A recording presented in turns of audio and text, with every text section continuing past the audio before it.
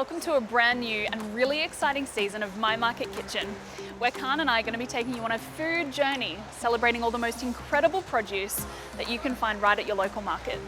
Alina and I will be showing you some amazing recipes that are surely going to wow your friends and family, with a couple of twists and a few handy hints along the way.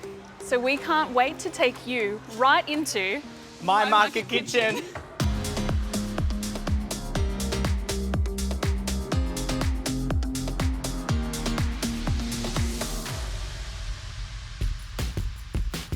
Here at My Market Kitchen, we're all about fresh produce, so see what we've got coming up next just for you.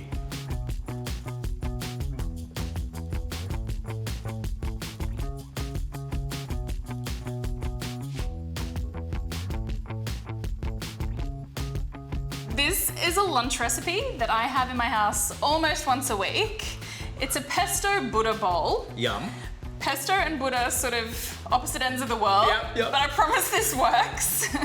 The Buddha notes really come from how good it is for you. Yes, okay, definitely. so pesto is all about the flavoring, and really, just about everything in this dish is green. Look at it all, like it's so green. I'm so excited Green about is this. go, green Yes. is good. So the main component of this dish really is the quinoa. Yep. It sort of acts as a bit of a body to carry all of these other flavors. Love it. It's a pseudo grain, so whether you're gluten-free, grain-free, even some low-carb diets recommend it because it is quite protein-rich. Yep. So now we're gonna add all of these different green things to this recipe.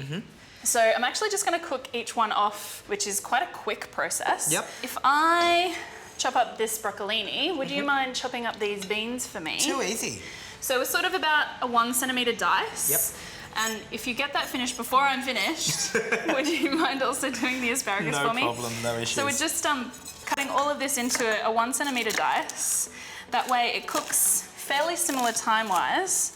So because we're only doing one ingredient at a time, it should only take 30 seconds to a minute.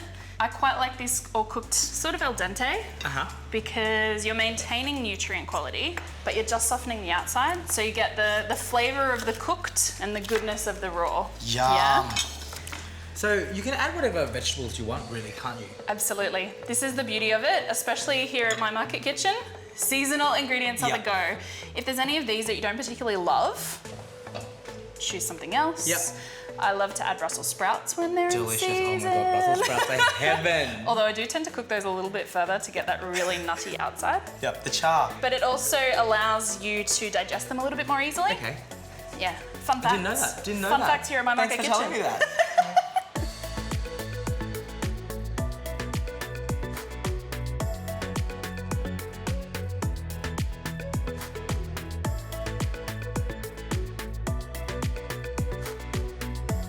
I'm loving the tiny bit of char on the ingredients in here. Yes. And just that tiny little bit of olive oil between each fry, that's enough to sort of lubricate all of those delicious veggies and toss it through our quinoa. So I'm going to add to our dressing. We're going to put a pesto through there. I know my pesto is not a traditional Genoa pesto, which may upset some of the locals. So maybe we don't stream that far and we won't get any feedback. But it is a really good one to have on hand. So the recipe for that one is on our website. So this is a part of our dressing. I really like to put it on while the veggies are warm. Maybe it's just for my own fragrant enjoyment. It smells so good. It smells so good. Would you mind slicing up the avocado for Yeah, me sure, while of I course. mix this all together? I'm also gonna toss through some spring onions. Everything else we did about a 1 centimetre dice. These ones I'm gonna do sort of a couple millimetres. And you've peeled that so beautifully. Well, it's funny because I don't think a lot of people at home would peel an avocado. Like you would usually scoop it out, but Most people are scoopers. Is this Yeah. like a scrunching, folding kind of a debate? No, not at all. We're in a kitchen. So this is more of a peeling versus scooping? Yeah, so, but I find that you lose a lot of the nutritional value of the avocado because it's all in that green part. Like there's so much Excellent. there. Well, there's a good tip. Something for you to try at home. Peel it before you slice it. So depending on your energy requirement, so if you're an athlete or if you're growing a human, you may decide what else goes on top of this. Yep. We're gonna put some good fats, some of this gorgeous pesto, green quinoa salad. Yum. But that's for me, isn't it? Post-gym, for sure. So if you wouldn't mind fanning out that avocado. Yeah, too easy. We've also got some soft-boiled eggs here, or cook them to your liking. So just halved or quartered. So I'm gonna sit that about there. And then we've got some beautiful chicken. Again, depending on your energy needs. So we've got about a half a chicken breast here. Ooh. Would you mind also just giving half of that lemon? We're just gonna squeeze that over the top of the avocado, over the top of the chicken, and then whatever's left on top of the salad there. Easy. It's just gonna add a little bit more brightness. And if we're not serving it immediately, it will stop that avocado from oxidizing. Gorgeous. Oh my God, the smell of the basil.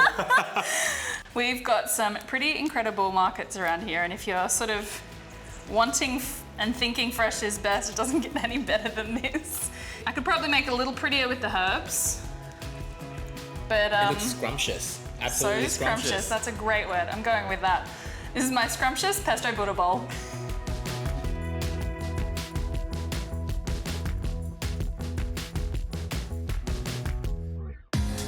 Coming up next, my beautiful crispy fish tortillas.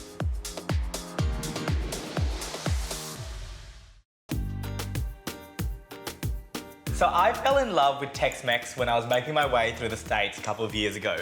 So this whole recipe is inspired by that trip. It's basically a crispy fish tortilla. First, the salsa. So we're gonna start by cutting this guy up. A tomato, we're just gonna cut him into quarters and then de-seed him. You're just basically slicing into there, and then the seeds just kind of come out. And that's it.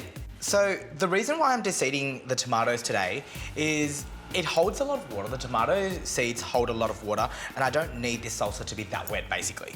So once the tomatoes are de-seeded, you're basically just gonna chop them up into little 2-centimeter pieces. So I'll then cut the quarters into maybe quarters or thirds again, depending on how big your tomato is. So today I'm gonna be using a whole avocado, really simple. You're basically running your knife through it. I always like to peel my avocados. I know that a lot of people scoop them, but again, I really like to keep that beautiful dark green part intact. It's just full of nutrients and full of vitamins. And then you're gonna slice up the avocados to about the same size as your tomato. So just gonna give him a quick slice up here. Little choppy, all the same size. Straight in. Lime juice, straight in.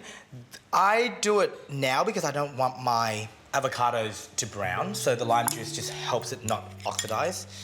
And I mix everything with chopsticks, so why not? Then we've got some aromats. So we've got some cumin here, which will go straight in. Gorgeous. Some crushed garlic, which I love. Some shallots, which is all chopped up really finely. Delicious. And then some chili. So I'm using long red today because I don't want too much of heat to come out of it. It's more about like just getting that capsicum-y flavor. We've got some coriander. I'm just gonna chuck all of that in because I love coriander. I'm just gonna set this guy aside. So we're gonna get started on the fish now. So I gotta turn on my oil, have it preheating. We basically want it at about 190 degrees. So that means if I dropped some of these breadcrumbs in, they'll crisp up in about 5 to 10 seconds. So I've got the flour here, which I'm gonna put some smoked paprika into, some onion powder, and some cumin. So these spices are already smelling so good, and they're just gonna really add that Tex-Mex flavor to the fish. It's going on the first layer, so it's not gonna burn, because you don't want your spice to burn. So that's why it's in the flour and not the breadcrumbs. Now I'm just gonna coat my fish with this. I've got some barramundi, which I love. When I was in the States, we used tilapia, so that's what I had, but any kind of firm flesh white fish will work, so whatever you like, really. That goes into the egg. Then we finish in the breadcrumbs. I've salted the breadcrumbs a little bit as well. It just really helps to enhance that flavor of all the spices in the fish and the fish itself. Okay, so basically you're gonna do this with all your pieces of fish, and now the fun part. So to test your oil, I don't think you're supposed to do this, but I do this. I always put my chopsticks into the pot to see if it bubbles, and it does, which means that it's hot enough to cook the fish. So basically, really easy. You're just dropping all the slices of fish in, and oh my God, that smells so good already. You're cooking it for about a minute or so until it's just golden on the outside. It's a piece of protein that's so easily cooked so fast, so it won't take any time whatsoever.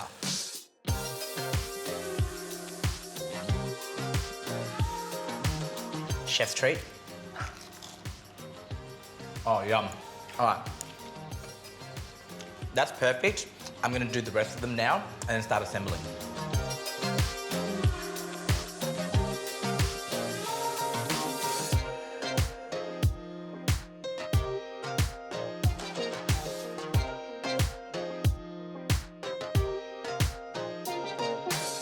So this part is so much fun. You can do it with your kids if you've got them. It's about putting your own spin on it. So add corn if you want to, add some cucumber if you want to, but let's just start with this. 2 tortillas, done. Red cabbage and shredded lettuce. As much or as little as you want. So you can use red, you can use the green one. I'm using red today because of the color. I really want this dish to be vibrant and full of energy so that it's eye-catching. You want to eat it. The fish, which is gorgeous. You know what? I'm just gonna pile it on. A good tablespoon or so of that. Have some fun with it. Now my favorite bit, the smoked mayo. So this mayo is so simple. It's just mayonnaise with some smoked paprika, some lime juice, some lime zest, and a little bit of salt. And that is my crispy fish tortilla. Try it at home.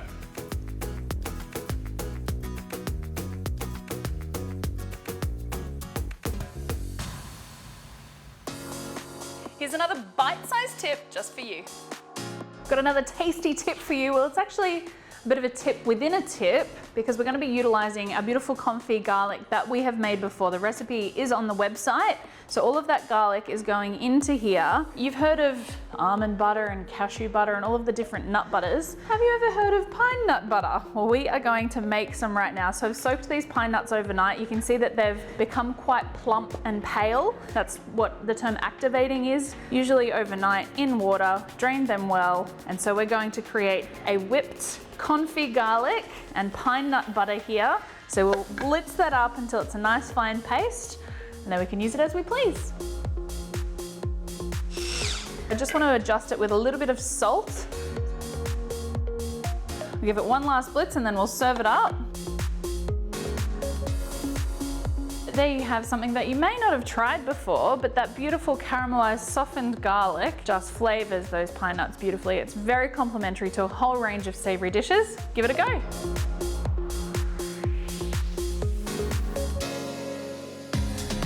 Don't put the kettle on just yet. We're gonna be back right after this break.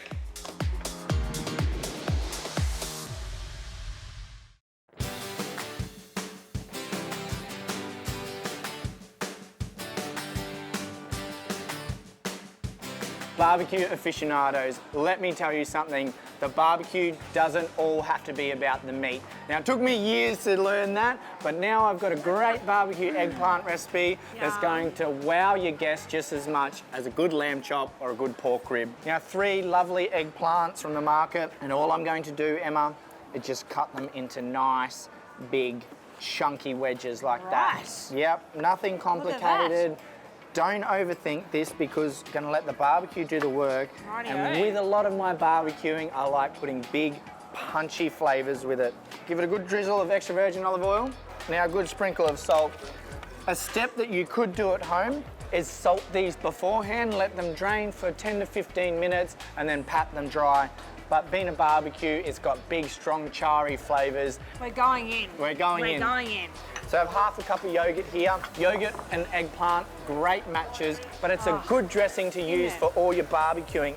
Now to get that nice acidic punch, the zest of 2 lemons, really bright and citrusy. If you're going down the avenue of putting vegetables on the barbecue, having big, bright, bold flavours will help you make that first step in eating more veggies on the barbecue. Absolutely.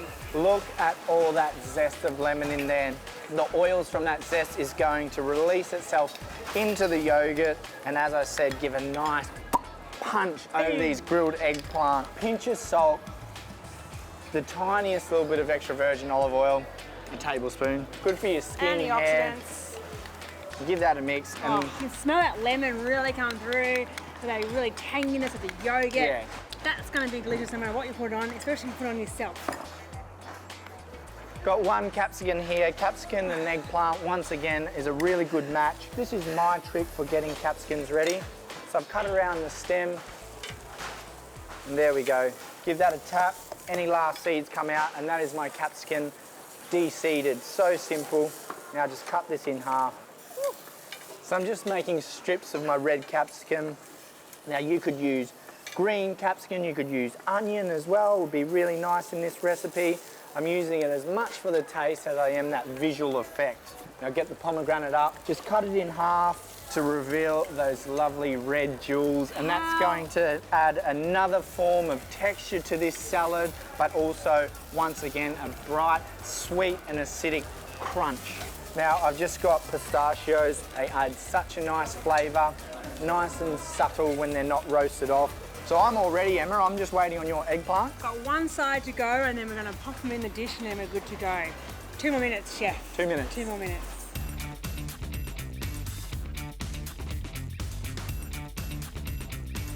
How good do they look?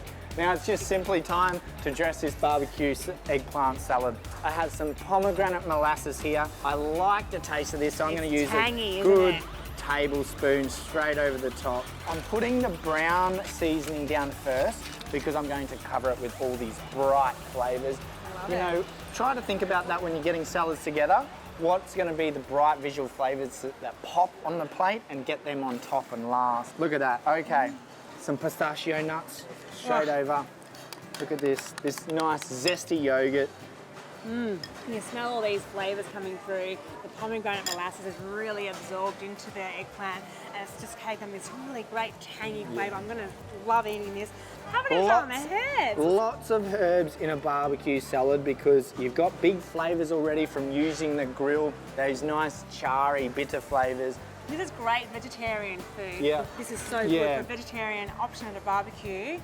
You have to fight the meat eaters off it. I'm all about making the vegetarian dishes the heroes rather than, you know, the big pork loin or the Scotch fillet. Don't get me wrong, I still love them, Emma. While we're just chatting away, a scattering of chives. Now, the pomegranate. Can you pass me the wooden spoon?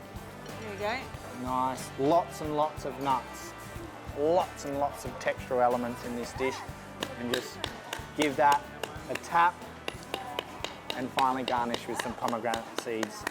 Fresh, vibrant, healthy, delicious. That's ready in under 10 minutes from start to finish. Some really strong, bold flavours to suit my barbecue eggplant. Bit of a Middle Eastern feel with the pomegranate molasses, the yogurt and the seeds and the mint.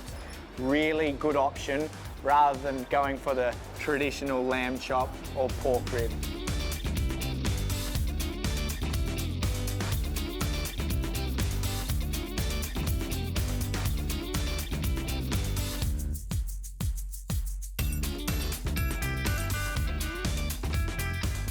When I spend time with my family in California, we've developed a little bit of a tradition. We eat as much of the best quality Mexican as we can, but I always fill up right before I'm gonna get on the plane back home. It's just, it settles me in for a nice sleep on that plane. And this was the most recent dish that I had over there. Well, it's my version of it anyway. A chilaquiles, which is a Mexican baked breakfast. It's actually 2 recipes in one. I'm gonna make a really simple salsa first to kick it off. I'm gonna cut this capsicum into a fine dice.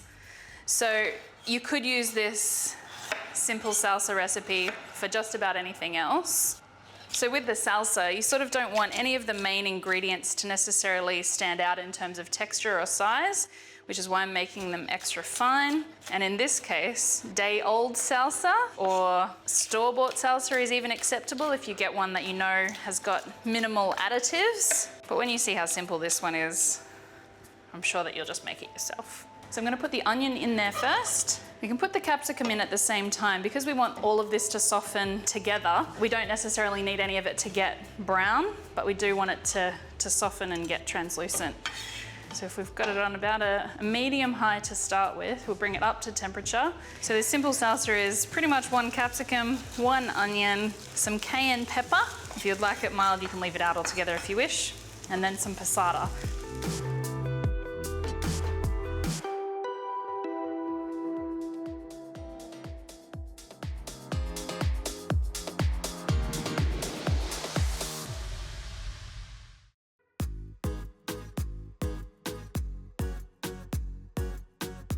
we've put our passata in there, it's thickened up slightly and it's allowed all of those veggies to soften. So it's quite traditional to eat the chilaquiles with really softened corn chips. So that's how I'm going to prepare it for you today. But if you wanted to have still a little bit of crunch in your corn chips, you would add them much later in the process, or you could serve them alongside. But this is a part of the fun of it. And now we're going to soften our corn chips.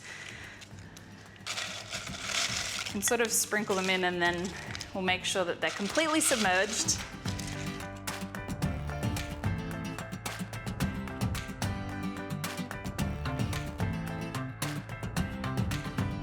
So we've submerged our corn chips. They're gonna have to cook for a little bit longer once we put our other ingredients in. So even though they're not quite soggy yet, I know that they're gonna get there. So I'm gonna add the beans.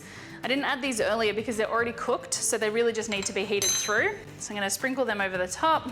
We're gonna create 4 wells. So this is either 2 really generous portions of breakfast or 4 individual serves. So depending on who you're feeding, if they're growing, if they're an athlete, or maybe if they've had a big night even. This might be 2 servings, but otherwise, we'll put 4 eggs in there. So you could serve it just like this, but I'm gonna add a couple more toppings.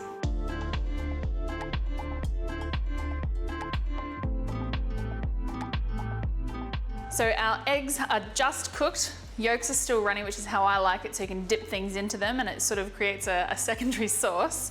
The corn chips are well and truly sort of become a part of that sauce. And if you think about the ingredients, it's sort of like it's become a bit of a polenta base if you sort of think about it that way. You could serve it just as is right now. We're gonna jazz it up a little bit. So I'm gonna add some avocado. And if you were serving this for 4, you can sort of dress each quarter so that no one misses out. And we can dress in between each egg there. I'm not usually one for symmetry in dishes, but I'll make an exception on this one if we're gonna be serving 4. Now I've got some pulled pork. The recipe for this is gonna be on the website as well.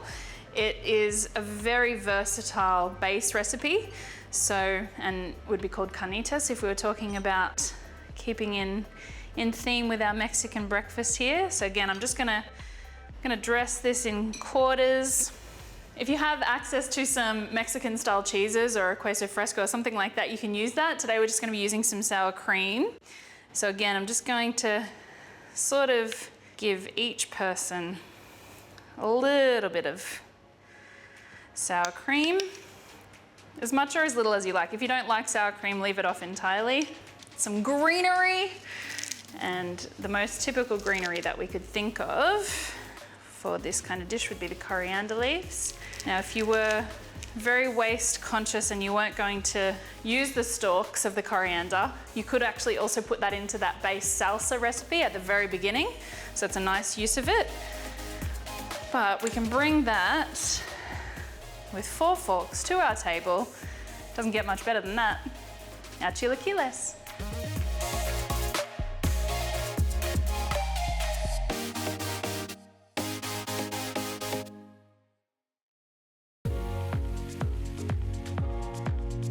I don't know about you, but I love a good pickled onion or pickled cucumber, something that is sweet, sour, a little bit flavorful, and still crunchy. And it is a great way to celebrate, showcase, save, preserve some produce that is either excessive or abundant in season, or if you're growing your own, it's a really great way to have your vegetables beyond the season in which they are plentiful. So into our pickling liquid. So this is a base pickling liquid for any and all veg. We have equal parts water and vinegar. Now, if you wanted to make this extra healthy, you could use apple cider vinegar, but it will give you a cloudier result and a slightly golden result. So if you want this to be really clear and your vegetables to maintain their original color, go with a white vinegar or a clear vinegar. Into that, we've got 100 grams of stevia. Now, this is also a much healthier option than sugar. It will give a slightly cloudy feel again, but it is not going to destabilize our blood sugars, which means we can eat more of the pickled goods. And then about 50 grams of salt. Okay, so this is our base pickling liquid. We're going to bring that to the boil. And as soon as that is boiled, we can pour it over our veg, put our lid on, and then we're ready to go. So while that's coming to the boil, I'm going to pair our ingredients here with some other flavorings that will start to infuse in the liquid once the hot liquid is poured over. So into our onions, we're going to pop some black peppercorns and some sliced garlic. So we'll pop that aside, ready for our pickling liquid. Into our baby cucumbers or cukes. You could use full-length cucumbers and cut them into quarters, however you like to do this. These are particularly pretty, and you can sort of make these as pretty as you like so that we can gift them to others later. So we've got some mustard seeds and we have some dill. So fresh dill, I'm just going to curl it around in at the top there. So you could tear it all up if you want to. You can sort of spread it out as you like. This is sort of the fastest way to get it all in there. So we've got our onions ready, our cucumber ready, and now our baby carrots. So we've got some fennel seeds. Fennel and carrot, always a great partnership. The liquid is also going to help distribute these, and you can always shake it upside down so that you can see them. Some beautiful coriander seeds, also a best friend of carrot and fennel. We've got a few escapees there. So now all we need to do is wait for our pickling liquid to boil, pour it over, tighten our lids, and enjoy when they're ready.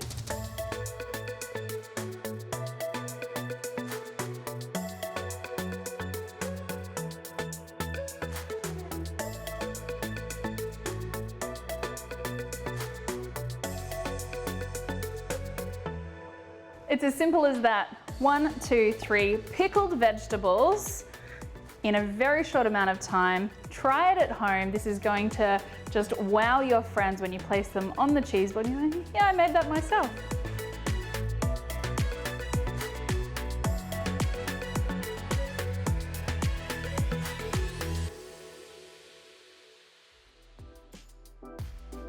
Thank you so much for joining us today on My Market Kitchen. You can find all of today's recipes on our website or follow us on our social media. You can see behind the scenes stuff there too.